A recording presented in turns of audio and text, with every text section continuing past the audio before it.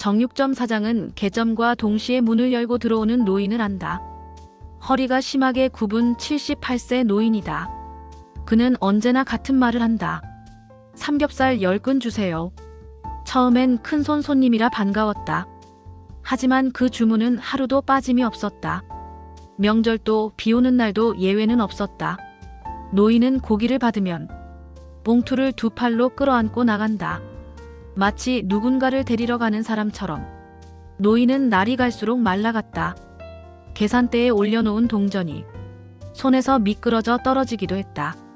기침은 점점 깊어졌다. 어느 날 그는 봉투를 들다 잠시 휘청였다. 정육점 사장이 부축하자 노인은 숨을 고르며 말했다. 괜찮습니다. 오늘은 꼭 가야 해서요. 그날 저녁 정육점 사장은 노인을 뒤따랐다. 노인은 시장 뒤쪽 사람 발길이 끊긴 골목에서 멈췄다. 그리고 낡은 철판을 꺼냈다. 잠시 눈을 감고 숨을 참은 뒤 고기를 올렸다.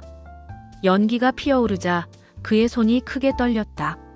그러나 곧 아이들이 하나둘 모여들었다. 찢어진 운동화, 낡은 패딩 그리고 굶주린 눈빛. 노인은 아이들 앞에 고기를 나눠주었다. 뜨거우니까 천천히 먹어라. 아이 하나가 물었다. 할아버지, 내일도 와요? 노인은 숨을 몰아쉬다 조용히 고개를 끄덕였다. 약속이다. 그 장면을 어둠 속에서 지켜보던 정육점 사장의 눈에 처음으로 눈물이 맺혔다. 그날 이후 정육점 사장은 매일 밤 골목을 찾았다.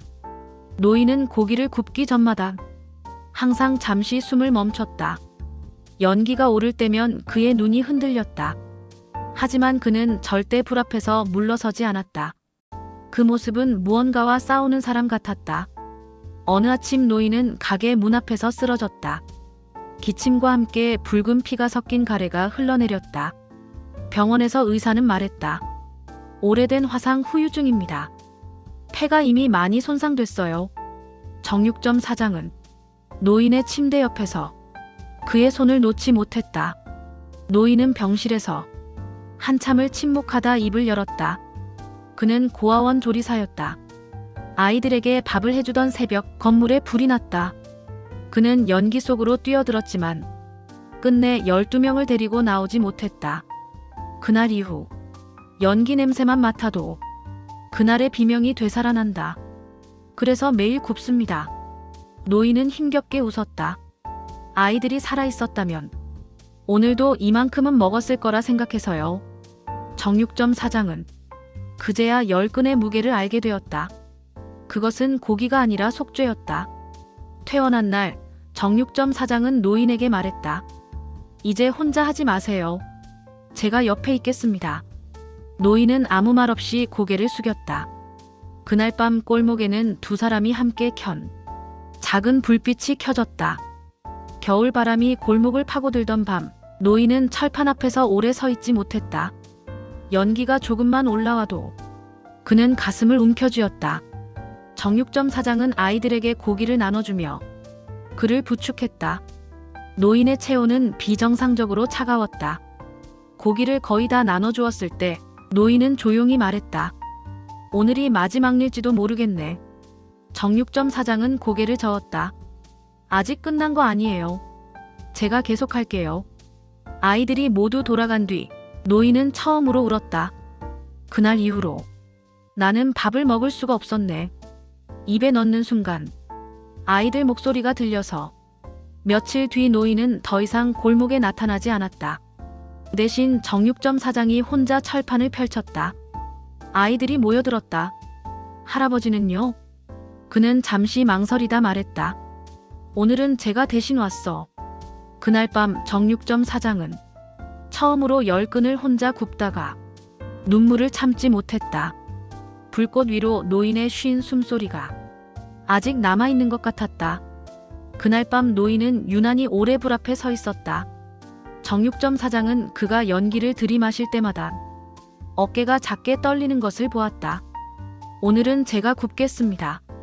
사장이 집게를 들자 노인은 고개를 저었다. 내가 해야 한다. 그는 이를 악물고 불 앞에 섰다. 마치 오늘을 넘기지 못할 걸 이미 알고 있는 사람처럼 고기를 거의 다 나눠준 순간 노인은 그대로 무너졌다. 사장은 그를 업고 눈 내리는 골목을 달렸다.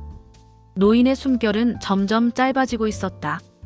병실에서 노인은 산소 마스크를 쓴 채 사장의 손을 찾았다. 그는 미안하다는 말을 끝내 다 하지 못했다. 대신 손에 힘을 주었다. 마치 놓치면 다시 불 속으로 떨어질 것처럼. 그날 밤 사장은 혼자 골목으로 나갔다.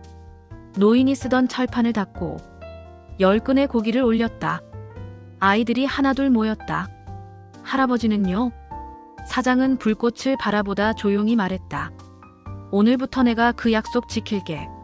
그리고 그날 골목의 불빛은 처음으로 울음 속에서 타올랐다. 그날 저녁 골목에 불빛이 켜지지 않았다.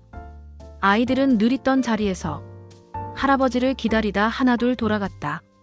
정육점 사장은 가게 문을 닫고도 왠지 집으로 갈 수가 없었다. 그는 휴대전화 속 주소를 꺼내들고 노인의 집으로 향했다. 노인은 병실 침대에 누워 있었다. 탈진으로 쓰러졌을 뿐 다행히 생명에는 지장이 없다는 말이 돌아왔다. 노인은 정육점 사장을 보자 미안하다는 듯 웃었다. 오늘은 약속 못 지켰네요. 정육점 사장은 고개를 저었다. 지키셨잖아요. 여기까지 버텨오신 게 약속이었죠. 노인은 창밖을 바라보다 조용히 말했다. 그날 이후로 불 앞에 서면 아직도 숨이 막혀요. 그래도 애들이 웃으면 그 순간만은 괜찮아집니다. 그는 처음으로 10근이 아니라 자신의 마음에 대해 이야기했다. 며칠 뒤 정육점 앞에 작은 나무 간판이 걸렸다. 10근 나눔 매주 함께 굽습니다.